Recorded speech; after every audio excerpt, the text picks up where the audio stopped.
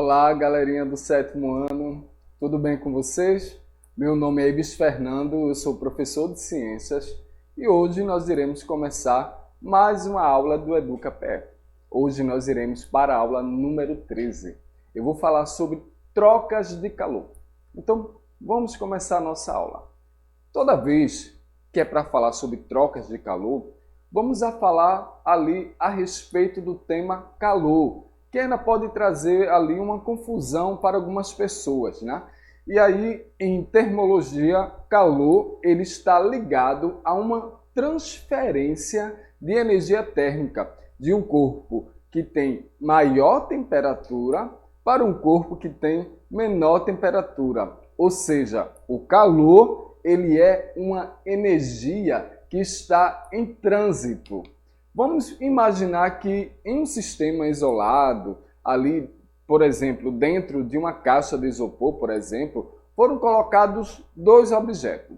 O objeto A, com a temperatura de 200 graus Celsius, e o objeto ali B, com a temperatura de 20 graus Celsius. De acordo com a lei zero da termodinâmica, com o passar do tempo, a temperatura do objeto A irá diminuir, enquanto a temperatura do objeto B irá aumentar até que ambos atinjam a mesma temperatura, ficando ali em equilíbrio térmico.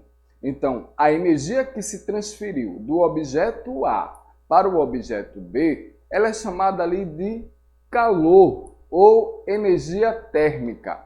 Então, para que ocorra essa troca de calor, é necessário que seja transferido de uma região a outra através do próprio corpo, ou de um corpo para o outro.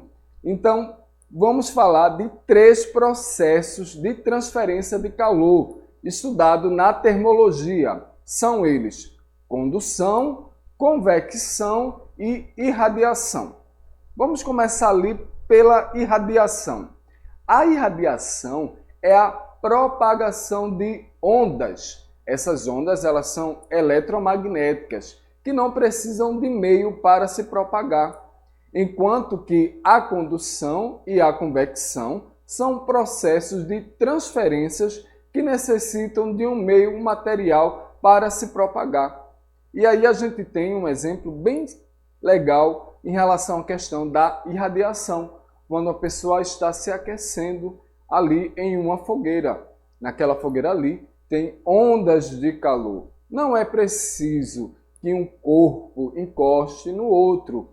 Justamente as ondas elas irão se propagar e vai aquecer o corpo. Bom, vamos agora falar sobre condução. Condução é o seguinte: é quando dois corpos com temperaturas diferentes são colocados em contato. As moléculas do corpo mais quente, né, que vai estar ali colidindo com as moléculas do corpo mais frio. Quando eu falo colidindo, eu estou falando que vai estar em contato, ok? Então, o que é que vai acontecer? Ele vai transferir essa energia para este corpo, ou seja, o corpo mais quente vai transferir essa energia de calor para o corpo que está mais frio. Então, esse processo de condução de calor é denominado ali de condução, ou seja, é necessário que tenha ali o toque, né? Que as moléculas estejam colidindo para que haja essa troca de calor. Então, no caso dos metais, além da transmissão de energia de átomo para átomo, há a transmissão de energia pelos elétrons livres, ou seja, são os elétrons que estão mais afastados do núcleo e que são mais fracamente ligados ao núcleo. Portanto, esses elétrons aí, colidindo entre si e com os átomos, vão transferir a energia com bastante facilidade. Por esse motivo, o metal ele conduz o calor de modo mais eficiente do que os outros materiais. Quando eu falo do metal, vamos dar outro exemplo, ok? Se você está ali cozinhando, a sua mãe está fazendo uma sopa, ou de repente está fazendo uma canjica bem gostosa, e você vai escolher uma colher para mexer, ou a sopa, ou a canjica. Qual colher você vai escolher? Uma colher de metal ou uma colher de madeira? Pensaram? Vejam bem, a gente está falando aqui sobre condutores. O metal ele vai conduzir melhor por causa dos elétrons.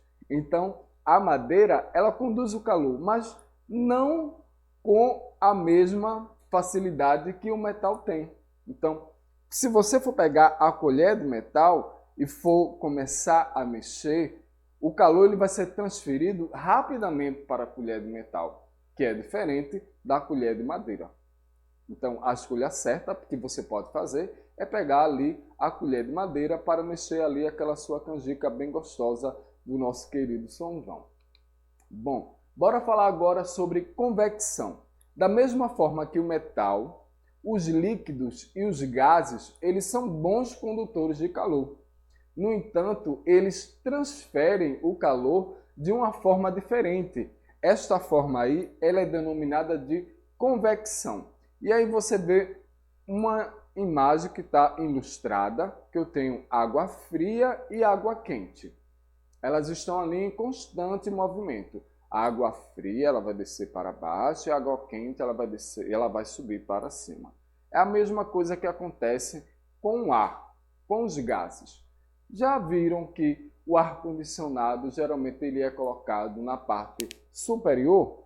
Por quê? O ar frio ele vai descer, certo? E o ar quente ele vai subir.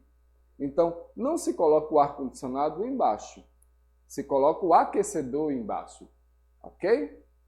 Vamos continuar falando sobre a convecção. Que a convecção ela é um processo que vai consistir na movimentação de partes de fluido dentro do próprio fluido. Por exemplo, vamos considerar ali uma vasilha que contenha a água a temperatura inicial de 4 graus Celsius. Sabemos que a água acima de 4 graus Celsius se expande. Então, ao colocarmos essa vasilha sobre uma chama, a parte de baixo da água ela irá se expandir, tendo ali a sua densidade diminuída e assim, de acordo com o princípio de Arquimedes, ela subirá. Podemos dizer aí, falando de novo sobre a irradiação, mas vamos falar sobre a irradiação solar, ok? A irradiação térmica, que é o processo mais importante, pois sem ela seria assim praticamente impossível haver a vida na Terra. É por irradiação que o calor é liberado pelo Sol e vai chegar ali até a Terra. Outro fator importante é que todos os corpos emitem ali radiação, ou seja, emitem ondas eletromagnéticas, cujas características e intensidades dependem do material de que é feito o corpo e de sua temperatura. Outro exemplo que a gente pode falar sobre irradiação, que é o processo de emissão de ondas eletromagnéticas, né? Que é chamado de irradiação, é a garrafa térmica, que é um bom exemplo de irradiação térmica. A parte interna da garrafa de vidro, com paredes duplas, havendo ali um vácuo entre elas, isso vai dificultar a transmissão de calor por condução. As partes interna e externa da garrafa são espelhadas para evitar que essa transmissão de calor aconteça por irradiação. E aí a gente vê a imagem justamente da garrafa térmica, né?